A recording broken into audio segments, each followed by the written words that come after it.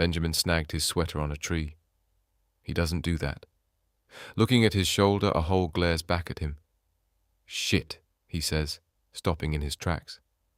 "Are the lights dimmer tonight than usual?" He thinks to himself. He looks around. Yes, they are.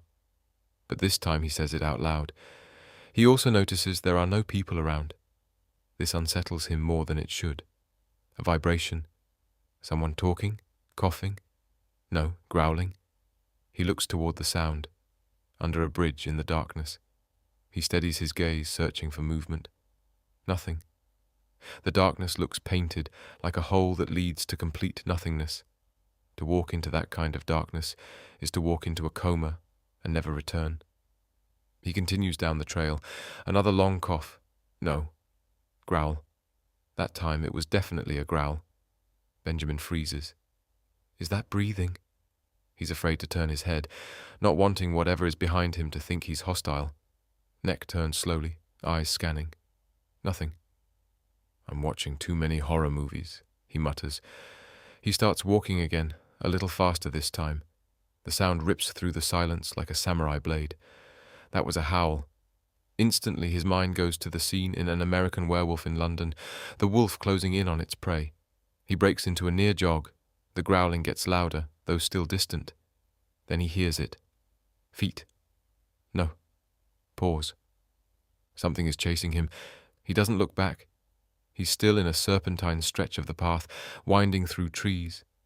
Then he realizes he can only hear his own feet, his own breathing. He slows. 5 short steps and he's stopped, still as a Roman statue, listening. Nothing. He turns his head slowly. There it was. Standing on 2 legs. At first it reminded him of those Scooby-Doo episodes where the monster was just some guy in a costume, comically fierce, almost laughable. But this was real. 20 feet behind him, on 2 legs, looking pretty fucking fierce. Its lower half resembled the haunches of a large German shepherd. Its chest heaved, its mouth hung open. The teeth. Benji stopped scanning when he saw the teeth, each one a triangle of hell, sharp and ready to tear flesh. He ran. He ran faster than he'd ever run in his life, focused on his breathing, on the push of his muscles against the ground, on moving forward. Then he felt it, stinging pain in his right calf. He glanced down. His pants were torn. Mid-stride, the diamond-shaped gash opened just long enough for the light to catch it. He saw blood. Holy shit, I'm Whump. He was launched forward with tremendous force, every last bit of air driven from his lungs. He barely got his hands out before his head hit the ground. He lay still. Finally, he dragged in a breath. The soreness in his body was absolute. Rolling onto his back took everything he had, and he screamed. He reached a hand over his shoulder and brought it back covered in blood. Then he saw it again, on all 4s this time, moving slowly toward him, head perfectly still, eyes fixed. There was almost something beautiful about it, but this thing wasn't beautiful. It wanted to hunt. It wanted blood. It wanted him. Scooting backward was agony. Whatever it had done to his back would take months to heal. That was one of Benji's final thoughts.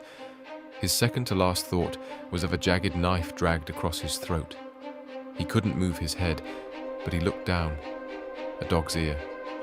The side of a massive head, muscles rippling, working. His final thought was the crunch. For 1 second, the world went sideways. He couldn't feel anything. Then he couldn't see anything. Then he couldn't think anything at all.